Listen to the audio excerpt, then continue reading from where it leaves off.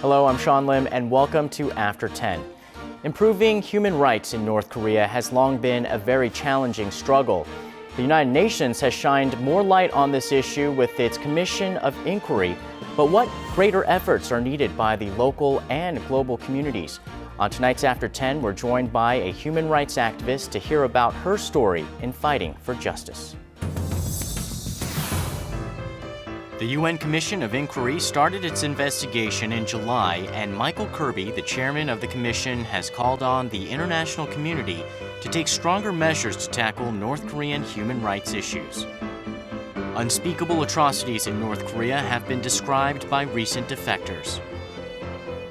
For the past 10 years, Joanna Hasaniak, a Polish national, has strived to improve North Korean human rights by listening to the stories of defectors.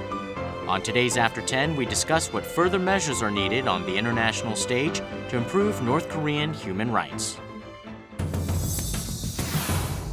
Well, Joanna, thank you so much for joining us here on After 10 tonight. Thank you for having me.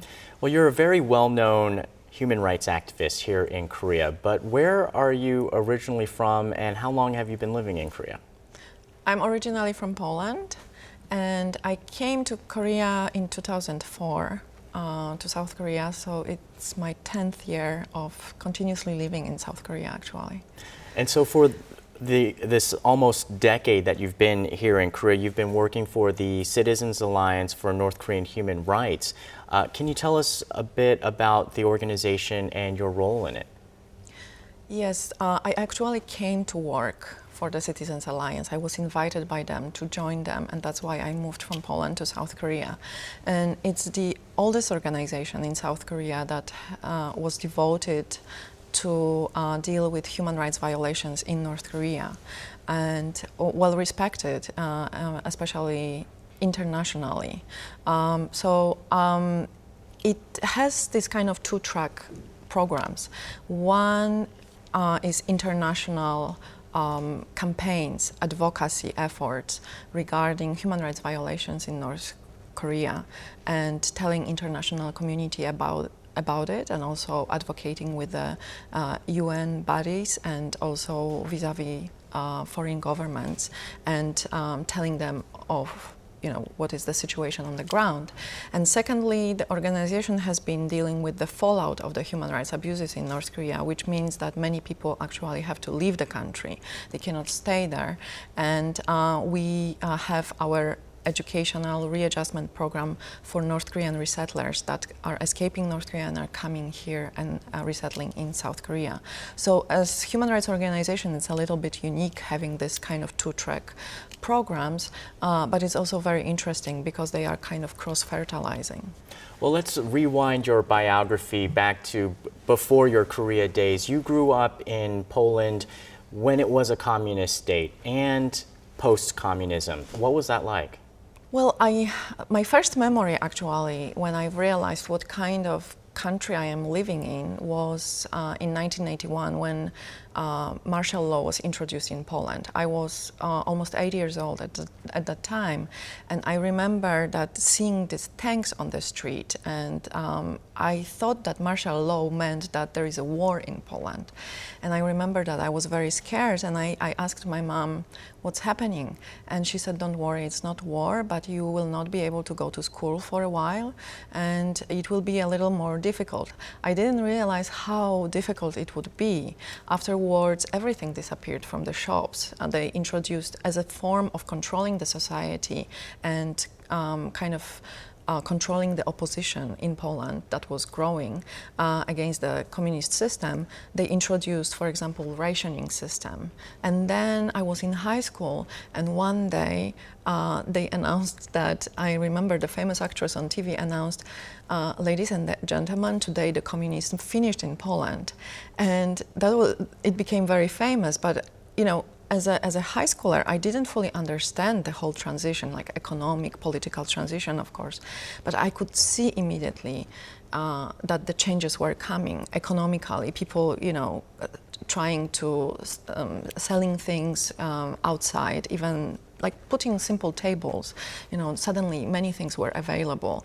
And also the kind of like spirit that, the whole environment was expecting some kind of great change happening, something good is happening. And that I remember as an exciting time. Is that what drove you to North Korean human rights issues, to see this incredible change in a country going from a communist society to a free state? What was the bridge that brought you over here to Korea? I think it was only with time that I realized how much my experience can contribute to my work on North Korean human rights. When I was deciding, which path I would take, and I decided to take actually to study Korean language and culture at the Warsaw University, I wasn't driven by improving human rights situation in North Korea. I just wanted to, learn more about both Korea's language, culture, and so on. And then slowly I realized I was naturally drawn to the situation of what is happening in North Korea. Getting reports of, for example, gulags in North Korea. It was so similar to the fact that we also had concentration camps during, for example, Nazi time in Poland. So, or for example, comparable to the Gulag system in Soviet Union. So as a Polish person, that was natural that I was drawn to, to kind of understand more of what is happening there, and also kind of sensing how these people really live there. And I think, it was slow natural development. After I graduated, I didn't immediately start my human rights advocacy work. I started to work for a South Korean embassy in Poland, and only there I realized that I cannot be a diplomat. I am really an activist. I am born activist, and that's what many people encourage me to do, become an activist. And then I graduated from human rights course, and in order to actually become a North Korean human rights activist. Well, a lot of activists, when they dream about going around to foreign countries, they want to go to the actual nation where they can affect the change. But of course, you can't go into North Korea to do your work. Is it a little bit challenging to be behind the border here in the South? Well, of course it is challenging, but at the same time, if I went to North Korea, I wouldn't be allowed to do anything because, they probably would immediately put me to prison or they would expel me. So human rights NGOs cannot operate there. I mean, there is some form of humanitarian assistance or humanitarian assistance NGOs that operate there, but they also have a lot of limits. So I think it would be very frustrating if I went to North Korea and I couldn't do anything. On the other hand, here, when we have all these programs, for example, vis-a-vis North Korean youth, and you see potential future leaders in various sectors actually growing, that is really very satisfying work. And on the other hand, doing this international advocacy work and telling the world what is the situation in North Korea and seeing the whole world pressing North Korea to change, that is also, I think, more satisfying. And that's why I'm happy I am actually here. I have contact with people who escaped the country, and I can do this kind of work to actually press North Korea to improve its human rights record. Well, let's talk more about your work here in South Korea. You work very closely with North Korean defectors, so their memories are very fresh of what happened, and a lot of their experiences you chronicle and you document, and you share that with the world. What was it like for the first time you met with a defector? It was in Poland, actually, when I was preparing the international conference on North Korean human rights and refugees. And I published a book in Poland with testimonies, and it was a first actually book that was published about what's going on in North Korea. And so at first I was reading these testimonies, and of course they were strong, but I remember what hit me. It was in one testimony, a woman was in Kyohwaso, which is a type of long-term prison with re-education through labor. And she was producing for, at that time, Communist Poland and Czech Republic, some textiles in that prison. And I remember that my mom was sitting, because my mom has a hobby of sewing things. And she was actually working while I was translating, and it hit me that that it's a fate when you are born, and also so you are lucky that you could be born in North Korea and you actually could be in that prison or some political prison camp doing this work, and my mom is here and she's free. And I remember that it hit me very strongly then. And then I met North Koreans who came for the conference and saying their testimonies of life. And two of them were very young people. And one became, he's even on the picture here, Kim Hyuk. He became my friend,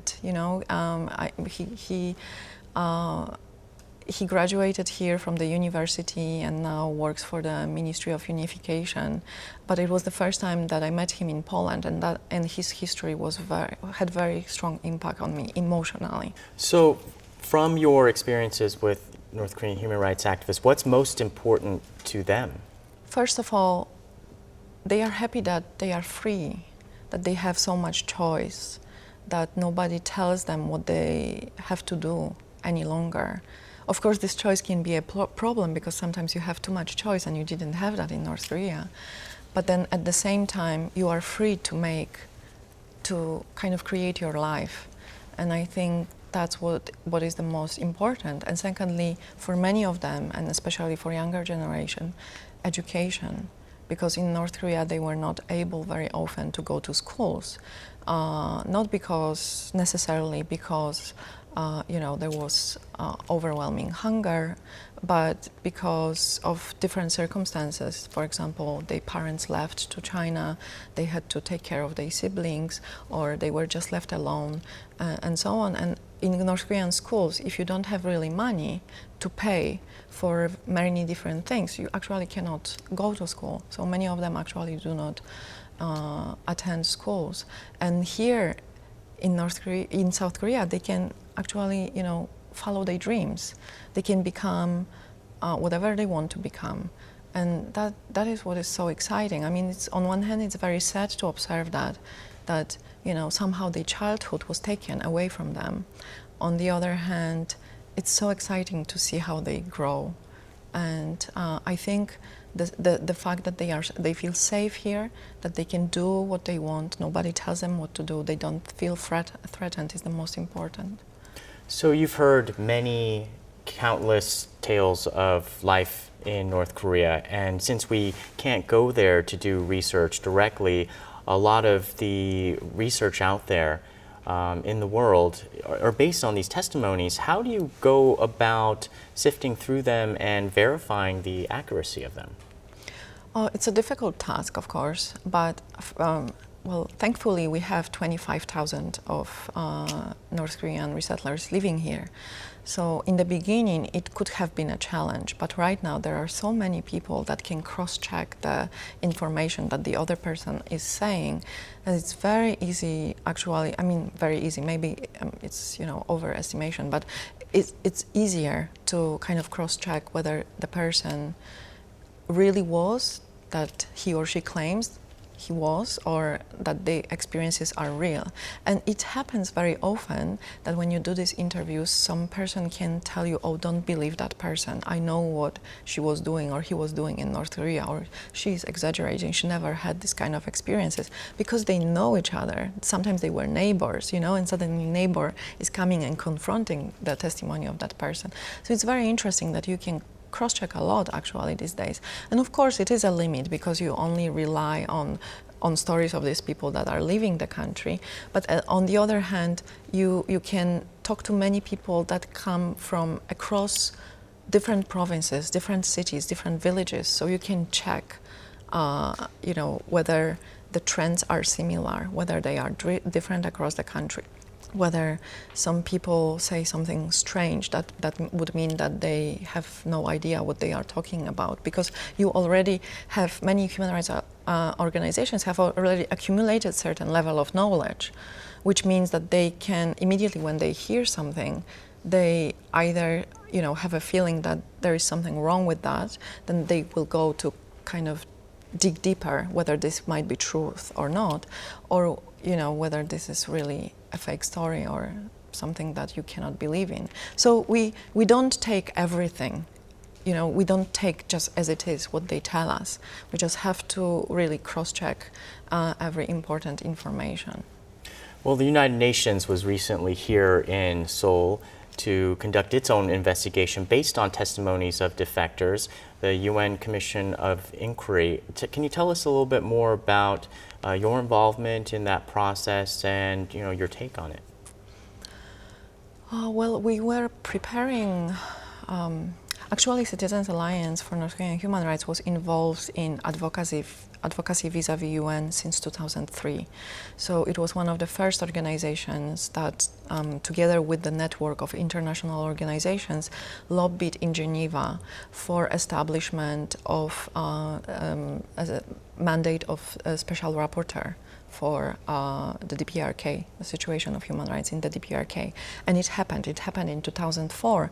But then we went to Geneva, we were doing a lot of advocacy work, and we were doing, briefing for the governments and so on. But at a certain point, we realized that they got used to the situation in North Korea. They got used to that there is a resolution, that the situation doesn't improve, and that's it. And many diplomats were saying, well, we cannot see it on TV like in Syria, so it seems that nothing really very bad is going on there. So you're saying the international community grew complacent about human rights abuses in North Korea? Exactly. So we thought that we really have to do something about it, and many NGOs and we, together with Human Rights Watch and Connect Us, which is Brazilian NGO, we lobbied since 2010 in Geneva for the establishment of COI, actually.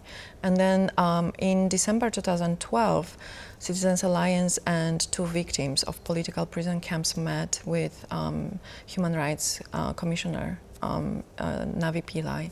And after that meeting, a few weeks later, she made a statement that the international community paid too much attention to the nuclear issues, and it's time to really pay attention to what's happening on the ground and to do some investigation into possible crimes against humanity that were conducted in North Korea. That was breakthrough for us and for many NGOs. People cried, really. Right. NGO activists, they cried when they heard that.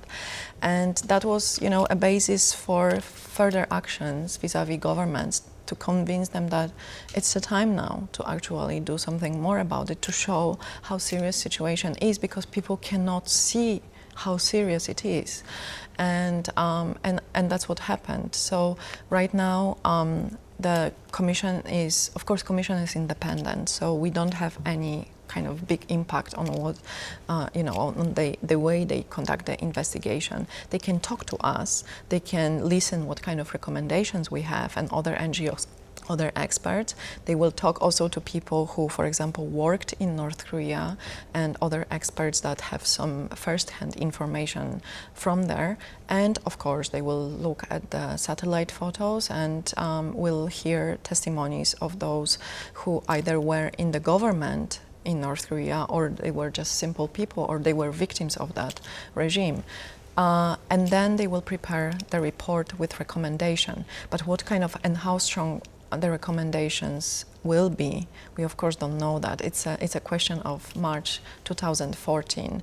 But seeing already there was a first oral report last week done by the chief Michael Kirby, and he said very strongly that the situation is very serious, and it indicates toward very serious crimes committed in that country. He didn't yet use, he cannot say the result because the investigation is not finished. But so that investigation is going to continue. You're going to be off to Geneva to be right there while the commission is conducting its analysis of all of the research. What do you hope will happen in March 2014 when they announce the final results of this report? Well, first we have to see what kind of recommendations there will be in the report, and that we will know either in December or in January 2014, and then NGOs will take the recommendations and talk to governments how to use, because it's actually up to international community to make to make another step. It might be that, for example, there is a possibility that, for example, there would be a referral to Security Council and in a form to kind of, to think that it will be referred to ICC. But I don't think it will happen. We have China, Russia there. And that is not I think, the major avenue of most of the NGOs that wanted to push for COI.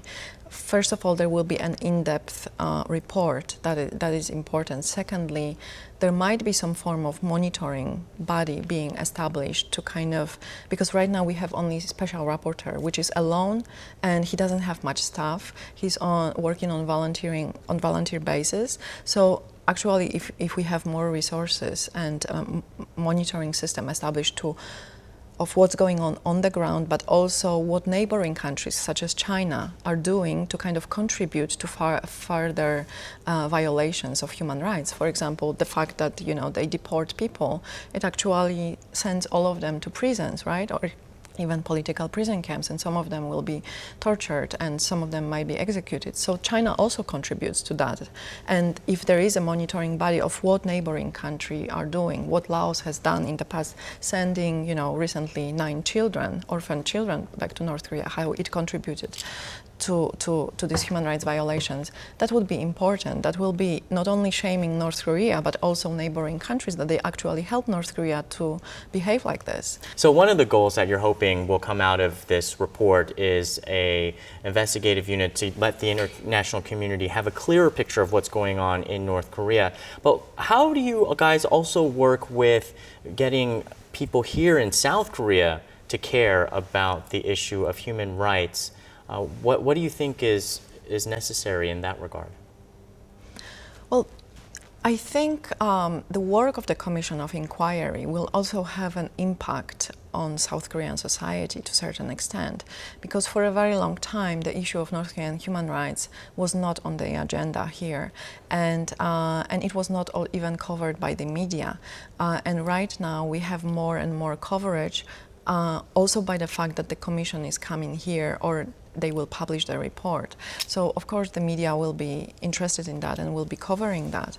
And I think South Korean society will be opening its eyes to what is really going on 50 kilometers from here, across the border. What is the situation out there? Because I think what South Korean society still does not understand fully is that by the fact that many South Koreans think we also fought with authoritarian regime. It was also very difficult here. Why they don't change it? They can also change it. South Korean society does not fully understand what it means to live, being born in North Korea and live under such system. And I think it will be a wake-up call also for the South Korean society. But for us as an NGO, since we work with the youth, it is very important to reach out to young generation of South Koreans. And actually, in contrary to the parents' generation, they are very much interested in what's going on in North Korea, and the fact that so many North Korean peers, people who look similarly to them and speak the same language, have such a dramatic experiences when they talk to them. So they want to know more, they want to be more engaged, and I think that we have to really reach out to the young generation of South Koreans, and that's what we also do. Well, we all have a role to play, it seems, and you have certainly played a very large one. Thank you so much for joining us here tonight. Thank you, it was my pleasure to be here. And that does it for us here on After 10. Thanks so much for watching. We'll see you again.